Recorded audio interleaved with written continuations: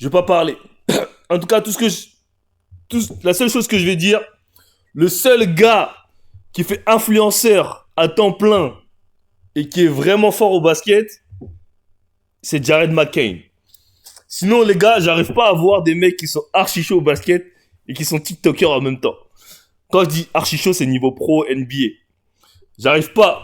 Tu peux pas te concentrer sur les deux, frère. Tu peux pas te concentrer sur les deux. Donc, moi, je serais lui. Franchement, Diamant Blasi, de toute façon, il est bien. Sa vie, elle est bien. Il est. Attendez. Putain, merde. Attendez. Il est bien parce que, frère, avec les deals qu'il a avec les brands, avec tous les deals qu'il doit avoir avec les brands, etc., etc., il est bien, frère. Sa vie, elle est set up, man. Je sais pas, il a combien de followers sur Insta? 1 500K abonnés, frère. Lui, ce mec-là, il doit toucher au moins 80K à 100K par mois, frère. Donc, sa vie, elle est bien. Il est set up. Mais, quand je te parle de basket, il y a un monde d'écart entre Thomas et lui. Avon, il a dit, je pense qu'il va ton frère. Tu te bases sur quoi pour dire ça? En fait, le problème de vous, et c'est ça, je l'ai répété des maintes et maintes fois, et les gens comprennent pas ça. Il y a les mixtapes et les matchs en entier. Faut pas se baser sur les mixtapes pour juger un joueur. Les mixtapes, ça doit t'aider à voir à peu près ce que c'est faire un joueur. À peu près. Tu vois ses skills. Mais une mixtape, tu peux pas te baser sur une mixtape pour dire si un joueur est fort ou s'il est nul. Ok? On avait réagi à une vidéo de Diamant Blasi, vous vous souvenez, où il faisait un contrat contre un YouTuber, et je vous l'avais dit, ce mec, déjà, dans ses attitudes de jeu, c'est pas coordonné ce qu'il fait.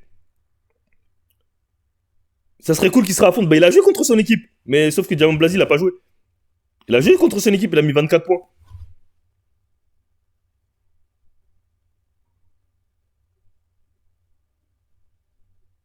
Regarde le bail. Non, no cap. On va pas argumenter sur l'argent de Diamant Blasi. Il est blindé, il est sûrement blindé. En tout cas, s'il monétise bien, si c'est bien monétisé, il est blindé, ce mec-là. Il doit faire, je vous le dis, minimum 100K par mois.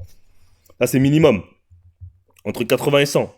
Mais si on parle de niveau de jeu, Blasi, il a rien à voir avec Thomas, les gars. C'est même pas comparable. Genre, c'est là, il y en a un qui est là et un autre qui est là, genre.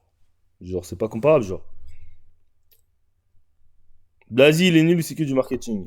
Je sais pas. Moi, je vais pas me baser, mais en tout cas, s'il joue pas, c'est qu'il y a une raison aussi. C'est pas possible qu'il joue 0 minutes, tu vois. On est parti, on va regarder la vidéo du 144. Même Thomas, il a pas le niveau NBA. Hein. Même Thomas, il a pas le niveau NBA, Thomas. Arrêtez de croire, les gars. Les gars, NBA, vous savez pas c'est quoi NBA, les gars. Je vous jure, les gars, NBA, les gars, c'est. Les gens ne se rendent pas compte c'est quoi le niveau NBA, les gars. Je vous jure. Les gens ne se rendent pas compte c'est quoi le niveau NBA. C'est. Thomas, il a pas eu d'off-D1. Bah, il vient d'arriver, mais il va en avoir sûrement, je pense. Après, les gars, comme je l'ai dit, là, il a fait son taf sur les premiers matchs, comme je lui ai dit, mais c'est pas la fin, frère.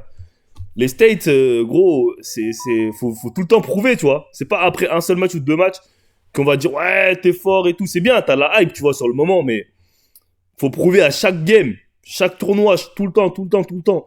Et c'est ça, et il faut faire attention à ça. Et comme je l'ai dit, faut pas que ça monte à ta tête parce que t'as vu, surtout quand tu viens en France, quand t'es de France, bah vas-y, tu vas faire des matchs U18, il y a même pas 20 personnes dans le gymnase, il y a que les parents, etc. Il y a pas beaucoup de hype. Là, t'es arrivé au States, t'as OTI, il y a v'là la hype, il y a v'là les followers, il y a v'là le monde qui te regarde. Donc tu peux commencer à te sentir bien, t'as des mixtapes de partout, tu te sens trop chaud et tout. Tu commences à craquer et tu commences à devenir fou, tu vois. Calme, frère, c'est juste 2 matchs. Il a juste fait 2 bons matchs. C'est tout. Il y avait des choses à travailler, il y avait des choses à améliorer, il y aura toujours des choses à améliorer. C'est bien évidemment ce qu'il a fait, mais il faut arrêter de croire qu'il est arrivé. Il est loin d'être arrivé, les gars. Très, très, très loin d'être arrivé. Encore loin, frère.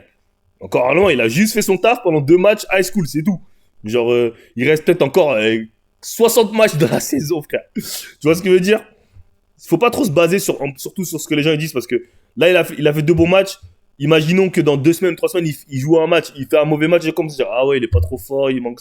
Donc, faut pas trop écouter ce que les gens disent, faut pas trop être saucé, faut pas être never too high, never too low. Tu vois, cette expression au States, en anglais, qui dit never too high, never too low. Donc, je sais pas comment on dit ça en français, mais genre, je sais pas comment on dit never too high, mais genre, arrête de croire que tu t'es trop fort et arrête de croire que t'es pas trop fort, tu vois. Genre, never too high, never too low, genre.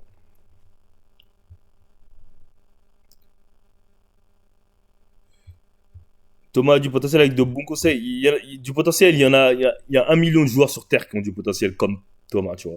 Il y en a plein, frère. Gros, faut arrêter. Les gars, vous voyez Cooper Flag, il est là, on parle de lui comme number one pick. Là, sur les 2 premiers matchs, il struggle en NCAA. C'est pour vous dire, les gars. Les gars, je vous dire, les gars, vous vous rendez pas compte c'est quoi la NBA.